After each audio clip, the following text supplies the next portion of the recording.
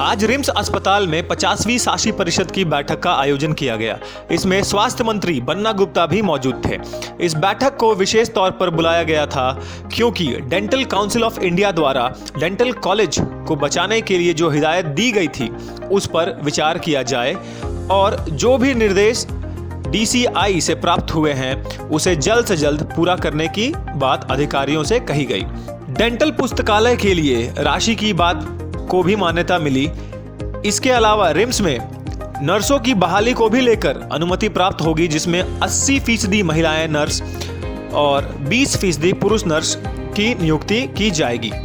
आइए सुनते हैं इस पर स्वास्थ्य मंत्री बन्ना गुप्ता ने क्या कहा। देखिए, ये शासी परिषद की बैठक का आयोजन करने के पीछे कुछ अति महत्वपूर्ण विषय थे। एक तो हमारे जो डेंटल में हमारी सीट है, चूंकि हम पहले से ही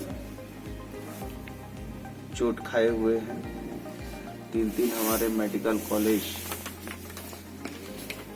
के साथ केंद्र सरकार ने जिस तरीके से व्यवहार किया और हमारे 450 बच्चों का भविष्य अधर में लटक गया, तो दूध का जला हुआ आदमी मट्ठा को भी फूक फूक के पीता है।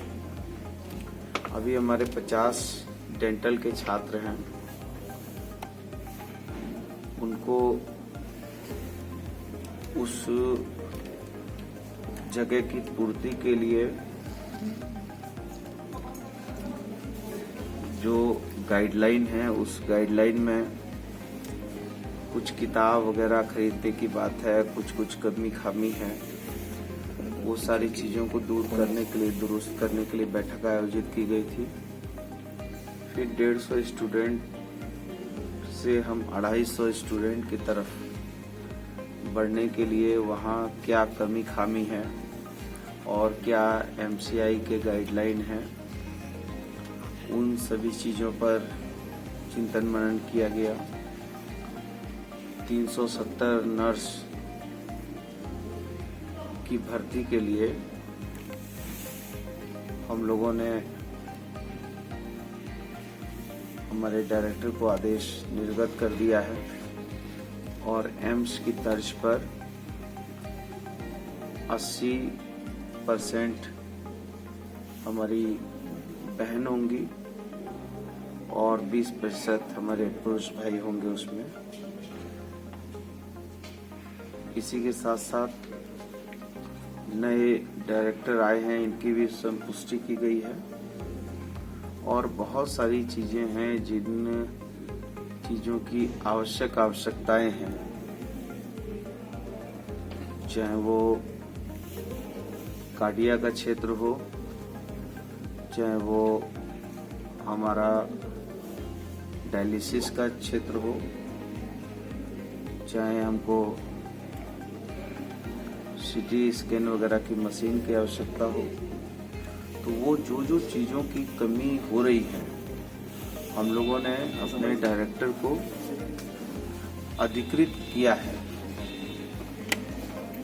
कि वो उन चीज़ों को नियम के तहत क्रय करें और इस रिम्स को सुपर स्पेशलिस्ट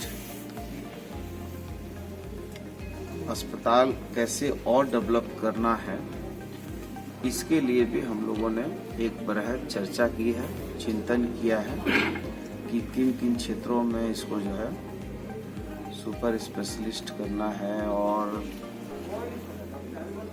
इनकी क्या क्षमता बढ़ानी है, कैसे हम गरीबों को लाभान्वित करें, कैसे हम अपने ब्लड बैंक को दुरुस्त करें।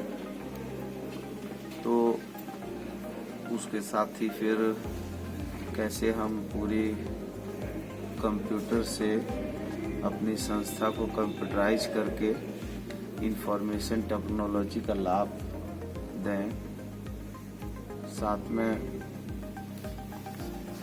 जो हमारा लैब वगैरह है, वो लैब को हम कैसे मजबूत करें, रिसर्च के क्षेत्र में हम क्या काम कर पाए हैं, क्या करें, कैसे हमारे संस्था के लोगों का मनोबल ऊंचा करें और उसके लिए हम उनको किस तरीके से सम्मानित और पुरस्कृत करें।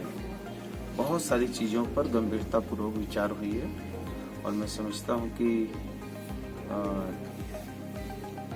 निश्चित तौर पर आज की बैठक का एक अच्छा फलाफल होगा। उसी का शुरुआती किया था डेंटल के अलावा था मेडिकल कॉलेज का मैंने कहा था कि 150 हमारी सीट है, 150 सीट से 250 सीट करने के लिए, अपग्रेड करने के लिए हमको जो MCI का जो गाइडलाइन प्राप्त हुआ है उसको फुलफिल करने के लिए जो कमी खामी है वो सारी को दूर करने के लिए हम लोगों ने निर्देश दे दिए हैं और कहीं कोई इफ बट नहीं है। कुछ ऐसी चीज़ें हैं जो छोटी छोटी चीज़ों के चलते हमारी लाइब्रेरी अपग्रेड नहीं है, हमारा कुछ सिस्टम अपग्रेड नहीं है, कुछ ऐसी चीज़ों की ज़रूरत है जो बहुत छोटी है। तो सारी चीज़ों के लिए हम लोगों ने डायरेक्टर साहब को अधिकृत कर दिया है और बढ़िया तरीके से मैं समझता हूँ कि नए डायरेक्टर साहब के नेतृत्व में हम रिम्स के प्रगति के पथ को आगे बढ़ाएंगे। कॉलेज को लेकर के डेंटल और मेडिकल दोनों में जी जो परिषद के हिसाब से जो कमियां हैं उसको पूरा करने के लिए थी। शासी परिषद सब चीज से सहमत है, उसको हम लोग समय से पूरा कर लेंगे ताकि कब तक समय है?